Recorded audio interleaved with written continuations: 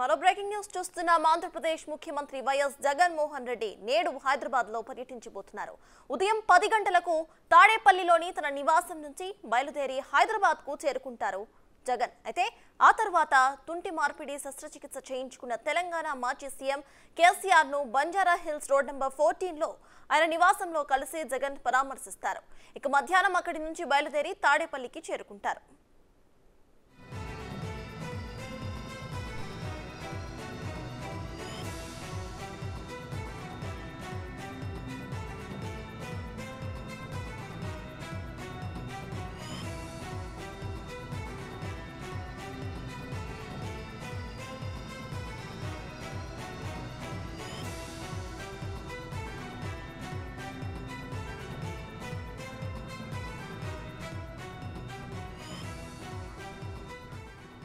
కాగా December 8న farm house లో జారిపడటం కేసీఆర్ తుంటి ఎముకకు తీవ్ర గాయమైంది.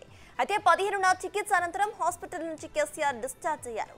కేసీఆర్ హాస్పిటల్లో చికిత్స పొందుతున్న సమయంలో తెలంగాణ ముఖ్యమంత్రి రేవంత్ రెడ్డి, తెలంగాణ మంత్రులు, ఏపీ మాజీ సీఎం చంద్రబాబు నాయుడుతో పాటు పలువురు తెలుగు రాష్ట్రాల్లో ముఖ్య నాయకులు కూడా బీఆర్ఎస్ నేతలు హాస్పిటల్ కి వెళ్లి పరామర్శించారు. సీఎం జగన్ కూడా గత నెలలోనే కేసీఆర్ ను పరామర్శించాల్సి ఉండింది. కానీ బిజీ స్కెడ్యూల్ కారణంగా జగన్ కలవలేకపోయారని పార్టీ వర్గాలు వెల్లడించాయి.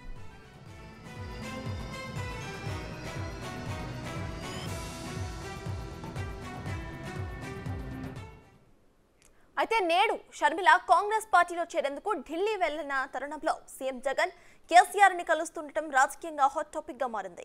మరోవైపు షర్మిల జగన్ మధ్య ఉన్న విభేదాల గురించి కూడా బయటపడుతున్న క్రమంలో నిన్న జగన్ ను కలిసి పెళ్లి కార్డు ఇవ్వటం చర్చనీయాంశంగా మారింది. మరి ఒక్కరోజు కూడా గడపకుండానే కేసీఆర్ ని జగన్ కలుస్తుండటం ఈ విభేదాలను మరింత పెంచుతుందని భావిస్తున్నారు. ఇటీవలే కాంగ్రెస్ బాయ్ బాయ్ చెప్పిన మంగళగిరి ఎమ్మెల్యే ఆర్కే షర్మిలతో పాటు కాంగ్రెస్ లో చేరుతారని ఇప్పటికే ప్రకటించారు.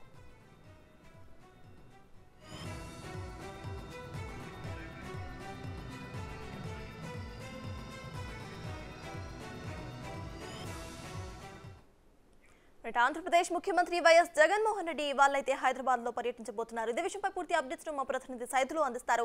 సైదులు చెప్పండి, ఇవాళ కేసీఆర్ అయితే జగన్ పరామర్శించబోతున్నట్టు తెలుస్తోంది. సో దీనిపై మీ దగ్గర ఉన్న అప్డేట్స్ ఏంటి? అవును సత్తాజ్, ఈరోజు ఉదయం 11 గంటలకి బంజారాహిల్స్లో ఉన్నటువంటి రోడ్ నెంబర్ 14లో ఉన్నటువంటి కేసీఆర్ నివాసానికి ఆంధ్రప్రదేశ్ ముఖ్యమంత్రి జగన్మోహన్ రెడ్డి తాడేపల్లి క్యాంపు కార్యాలయం నుంచి నేరుగా ఇక్కడ ఎయిర్పోర్ట్కి వచ్చి అక్కడ నుంచి డైరెక్ట్గా బంజారాహిల్స్లో రోడ్ నెంబర్ 14లో ఉన్నటువంటి కేసీఆర్ నివాసానికి చేరుకుంటారు. ఇక్కడ కేసీఆర్ని జగన్మోహన్ రెడ్డి పరామర్శిస్తారు. కాసేపు కూర్చొని లంచ్ కూడా చేసే అవకాశం ఎక్కువ కనిపిస్తుంది. లంచ్ తర్వాత తిరిగి తను విజయవాడకి వెళ్ళిపోతారు. సో ఇది పరామర్శించడానికి ఒకవైపు తన డిసెంబర్ 8వ తారీఖున అక్కడ కేసీఆర్ ఫామ్ హౌస్ ఎర్రవల్లిలో ఉన్నటువంటి అర్ధరాత్రి సమయంలో కాలు జారి కింద పడిన సంగతి అందరికీ తెలిసిన విషయమే. అప్పుడు ఆయన తుంటి ఎముక ఇరిగినప్పుడు ఆయన ఇక్కడ సోమాజిగూడ యశోద ఆసుపత్రిలో అడ్మిట్ అయ్యారు. అడ్మిట్ అయిన తర్వాత అతనికి ఆ చికిత్స కూడా చేయడం జరిగింది. సో తర్వాత డిసెంబర్ 10న మన ముఖ్యమంత్రి రేవంత్ రెడ్డి కూడా వెళ్ళి ఆ కేసీఆర్ను పరామర్శించారు. తర్వాత వరుసగా చాలామంది మంత్రులతో పాటుగా అదేవిధంగా ఉమ్మడి ఆంధ్రప్రదేశ్ మాజీ ముఖ్యమంత్రి అయినటువంటి నారా చంద్రబాబు నాయుడు వీళ్ళందరూ కూడా వచ్చి కేసీఆర్ని హాస్పిటల్లో పరామర్శించారు. సో వాస్తవంగా ఆ హాస్పిటల్లో ఉన్నప్పుడే జగన్మోహన్ రెడ్డి కేసీఆర్ను పరామర్శించాల్సి ఉండగా సో కొంత బిజీ కారణంగా తను అక్కడికి రాలేకపోయాడు. కాకపోతే ఈరోజు తను ఇక్కడికి ఆ కేసీఆర్ నివాసానికి వచ్చి పరామర్శిస్తుండటంతో అది కొంత రాజకీయ ప్రాధాన్యతను సంతరించుకున్నట్టుగా కూడా మనం చెప్పుకోవచ్చు. ఎందుకంటే ఈరోజే షర్మిల కూడా ఢిల్లీకి వెళ్తున్నారు. సో ఢిల్లీలో వైఎస్ఆర్టీపీ పార్టీని కాంగ్రెస్ పార్టీలో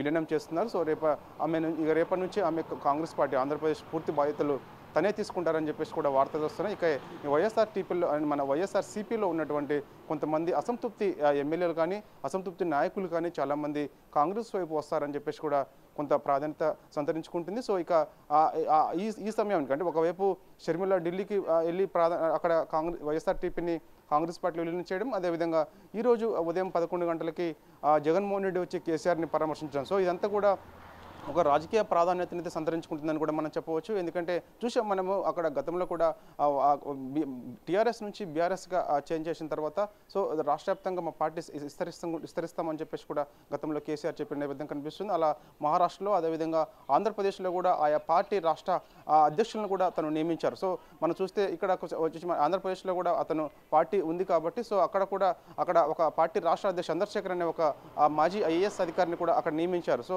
చూడాలి మరి ఒకవేళ రాజకీయాలకు సంబంధించి ఒకవేళ ఎన్నికలు కూడా దగ్గర పడుతున్న నేపథ్యం కనిపిస్తుంది కాబట్టి సో ఇక ఖచ్చితంగా బీఆర్ఎస్ అటు వైఎస్ఆర్సీపీ రెండు కలిసి పనిచేస్తాయా లేదా అనేది కూడా కొంత తెలియాల్సి ఉంది. సో ఇది దానికి కూడా కొంత ప్రాధాన్యత కూడా సంతరించుకుందని చెప్పవచ్చు. ఎందుకంటే ఒకవైపు ఇప్పటికే ఇక్కడ కాంగ్రెస్ పార్టీ అధికారంలోకి వచ్చిన తర్వాత తిరిగి మళ్ళా ఎందుకంటే కర్ణాటకలో కాంగ్రెస్ పార్టీ గెలిచిన తర్వాత ఆ ప్రభావం తెలంగాణపై పడింది. సో ఇక్కడ తెలంగాణ నుంచి ఖచ్చితంగా ఏపీపై కూడా కాంగ్రెస్ పార్టీ ప్రభావం ఎక్కువగా చూపుతుందని కూడా మనకు దానికి ప్రాధాన్యత సంతరించుకుంటుంది. ఎందుకంటే ఇప్పటికే తన షర్మిల కూడా వెళ్ళి ఢిల్లీలో పార్టీని విలీనం చేసింది కాబట్టి సో ఆ ప్రభావం ఖచ్చితంగా పడకుండా ఉండాలంటే కొంత ఎత్తుగడలు కూడా చాలా అవసరం కాబట్టి సో ఈ సమయంలో వైఎస్ఆర్ సిపికి సంబంధించిన అధ్యక్షుడు ప్రస్తుతం ఆంధ్రప్రదేశ్ ముఖ్యమంత్రి జగన్మోహన్ రెడ్డి వచ్చి ఇక్కడ పరామర్శించడానికి మాత్రం కొంత రాజకీయ ప్రాధాన్యత అని మనం అనుకోవచ్చు. సో ఆయన తాడేపల్లి నివాసం నుంచి క్యాంప్ కరణ్ నుంచి 10 గంటలకి అక్కడ బయలుదేరతారని చెప్పేసి కూడా మనకు సమాచారం అందుతుంది. ప్రత్యేక హెలికాప్టర్లో తను ఇక్కడికి వచ్చిన తర్వాత అక్కడ నుంచి నేరుగా తన నివాసాన్ని లోటస్ పాండ్ దగ్గర కూడా వెళ్ళట్లేదని చెప్పేసి కూడా మనకు సమాచారం ఉంటుంది. తను నేరుగా బంజారాహిల్స్ రోడ్ నెంబర్ 14లో ఉన్నటువంటి కేసీఆర్ నివాసానికి తను చేరుకుంటారు, పరామర్శించిన తర్వాత కేసీఆర్తో పాటుగా జగన్మోహన్ రెడ్డి కూడా లంచ్ చేస్తారు. లంచ్ అనంతరం తిరిగి తను నేరుగా మళ్ళీ తాడేపల్లికి వెళ్తాడు. అంటే వాస్తవంగా లోటస్ హైదరాబాద్కి వచ్చిన ప్రతిసారి కూడా తను ఇక్కడికి వచ్చిన ప్రతిసారి కూడా తన నివాసమైనటువంటి లోటస్ పాండ్లో ఉన్నటువంటి జగన్మోహన్ రెడ్డి నివాసానికి వెళ్ళి అక్కడ ఉంటారు ఒక రోజు అని, లేకపోతే అక్కడ కాసేపు ఉండి సేద తీరిన తర్వాత తను వెళ్ళిపోయే పరిస్థితి ఉండేది గతంలో. కానీ ఇప్పుడు ప్రత్యేకించి తాడేపల్లి నుంచి నేరుగా ఇక్కడికి రావడము, కేసీఆర్ని పరామర్శించడం, వెంటనే మళ్ళీ అక్కడ లంచ్ అయిపోయిన తర్వాత నేరుగా మళ్ళీ తను తాడేపల్లి వెళ్ళిపోవడం మాత్రము కొంత రాజకీయ ప్రాధాన్యతను సంతరించుకుందని చెప్పవచ్చు. ఎందుకంటే తను ఎందుకు ప్రత్యేకించి తన నివాసాన్ని కూడా వెళ్ళట్లేదు అనేది కూడా కొంత రాజకీయ వర్గాల్లో చర్చ జరుగుతుంది. ఎందుకంటే చాలా రోజుల తర్వాత ఆయన ఆంధ్రప్రదేశ్ నుంచి తెలంగాణకు వస్తున్నాడు. సో గతంలో కూడా వచ్చేవాడు కానీ కొంత బిజీ షెడ్యూల్ కారణంగా ఈ సమయంలో వస్తున్నాడు. మరోవైపు మరో 4 నెలలు మాత్రమే ఎన్నికలకి ప్రాధాన్యత సంతరించుకుంది ఆంధ్రప్రదేశ్లో. సో ఫిబ్రవరిలో లేదా మార్చిలో కూడా నోటిఫికేషన్ వచ్చే అవకాశం కనిపిస్తుంది కాబట్టి సో ఇక కాంగ్రెస్ అంటే తెలంగాణలో గెలిచినటువంటి కాంగ్రెస్ పార్టీ సో ఆ ప్రభావం ఏపీలో ఖచ్చితంగా పడుతుందా ఏంది, లేకపోతే ఏ విధంగా మనం దాన్ని ఆ ప్రభావం పడకుండా ఉండేందుకు ఎలాంటి రాజకీయ వ్యూహం అనుసరించాల్సింది అని చెప్పేసి కూడా కేసీఆర్తో మాట్లాడే ఆ విషయం కూడా చర్చకు వచ్చే అవకాశం కూడా ఎక్కువ కనిపిస్తుంది. సో దానికి అడ్డుకట్ట వేయాలంటే అంటే కాంగ్రెస్ పార్టీ ఈ దేశవ్యాప్తంగా గాలి వీస్తుంది కాబట్టి సో దాన్ని అడ్డుకట్ట వేయాలనుకుంటే తెలంగాణలో కర్ణాటకలో పడిన ప్రభావం తెలంగాణలో ఉంది. తెలంగాణ నుంచి ఏపీకి ఆ కాంగ్రెస్ ప్రభావం పడకుండా ఉండాలంటే ఎలాంటి రాజకీయ వ్యూహం అనుసరించాల్సిన అవసరం ఉంటుందని చెప్పేసి కూడా చర్చకు వచ్చే అవకాశం ఉంది. మరోవైపు ఇక పీకే ముఖ్యంగా ఆయన రాజకీయ వ్యూహకర్త అయినటువంటి పీకే కూడా మధ్యకాలంలో మనం చూసాం. మనము అక్కడ ప్రత్యేకించి అక్కడ మన గన్నవరం ఎయిర్పోర్ట్లో కూడా లోకేష్తో కలిసి తను నేరుగా చంద్రబాబు నాయుడు దగ్గరికి వెళ్ళాడు. సో ఇదంతా కూడా గతంలో కూడా పీకే వైఎస్ఆర్ సిపికి రాజకీయ వ్యూహకర్తగా వ్యవహరించారు.